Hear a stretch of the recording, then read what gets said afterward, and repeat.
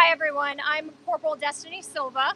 I'm with the Austin Police Department Public Information Office, and you spell my name Destinysilva, and I'm here to provide you with an update of the active and ongoing SWAT incident that we have at the 10300 block of Garbacz Drive.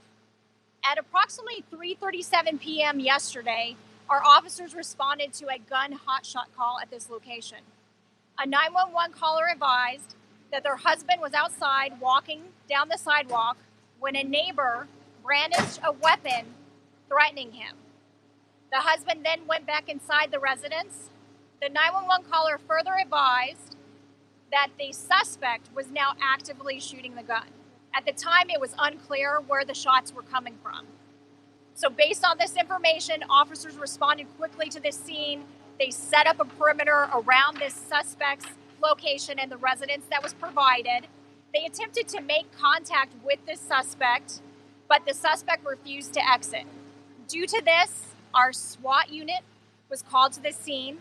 Our SWAT unit is a specialized unit that is highly trained to handle potentially violent and crisis situations like this. One white male is still inside the residence at this time. He's believed to be in his mid-30s. He is known to officers.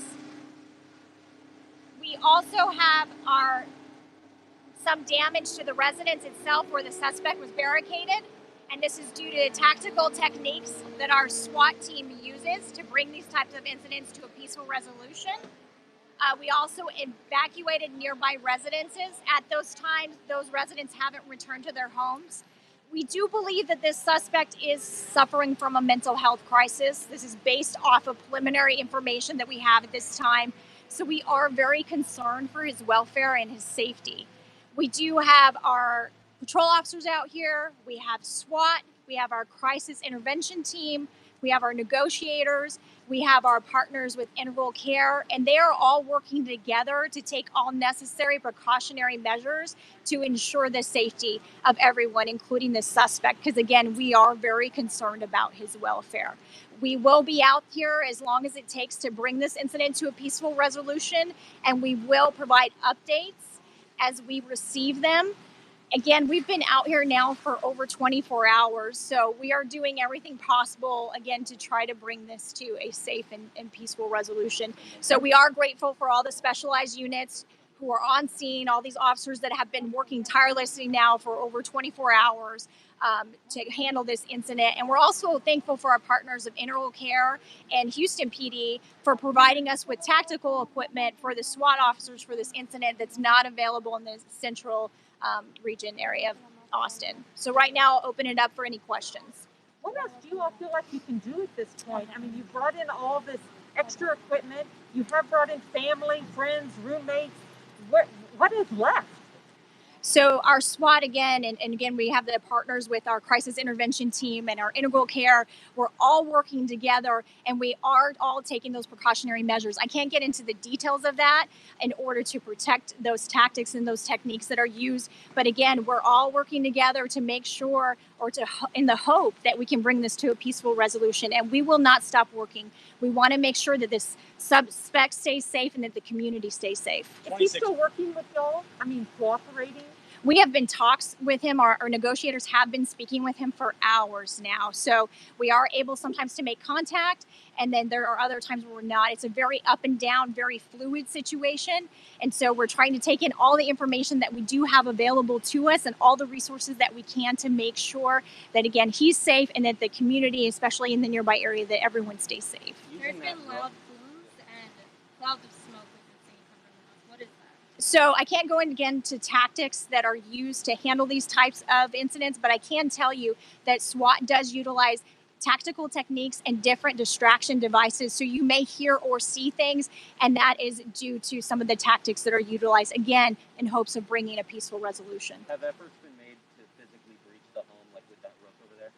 I won't, again, get into the exact tactics, but they do use different things and different equipment in hopes of making contact with the suspect, hopefully in a peaceful manner, because we do want to bring this to a resolution. Are you still asking the nearby neighbors to stay in their house? What are the recommendations at this point? So we did, again, evacuate nearby residences. We're asking for them to kind of stay away at this point in time, anybody in the near area. We do still have our street closures in place. And again, these are all just precautionary measures to make sure that everybody stays safe. The landlord was trying to start the eviction process. Do you feel like that was a trigger in this for the man?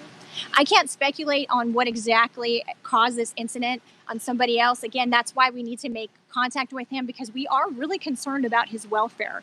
He hasn't come out or made direct contact within 24 hours. We just want to make sure, first and foremost, our goal is to make sure he's safe and that he's okay.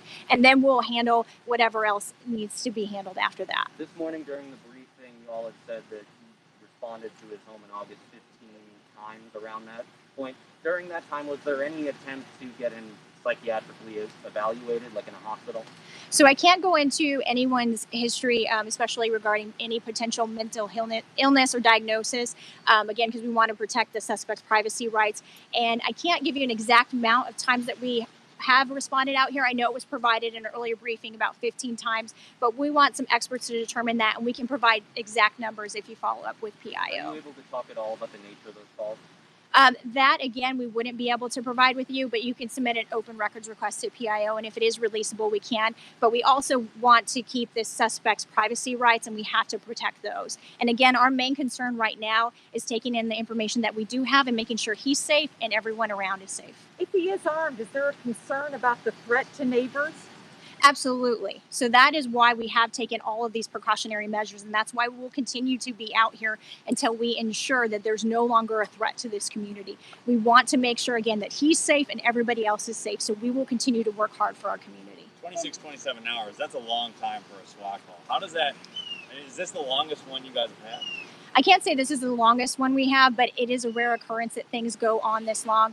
But every incident and every situation is different. So that is why it's important that we have specialized units like SWAT or our crisis negotiators or our crisis intervention team that deal strictly with mental illness, that they all come together and work together. And we have to take in every incident differently and approach it differently just to make sure that everybody's safe. So sometimes some things are going to take longer than others.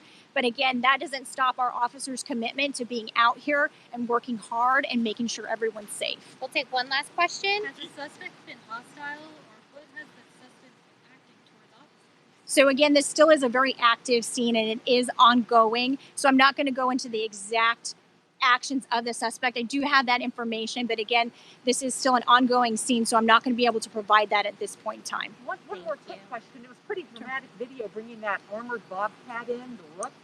What is that actually used for, and how is it used? So I'm not going to go into the exact equipment that's being used by SWAT in this particular incident or the things that we do or do not have access to. But if you send that question to PIO, we can send it up to SWAT and see if those are questions that we can ask further. Thank you.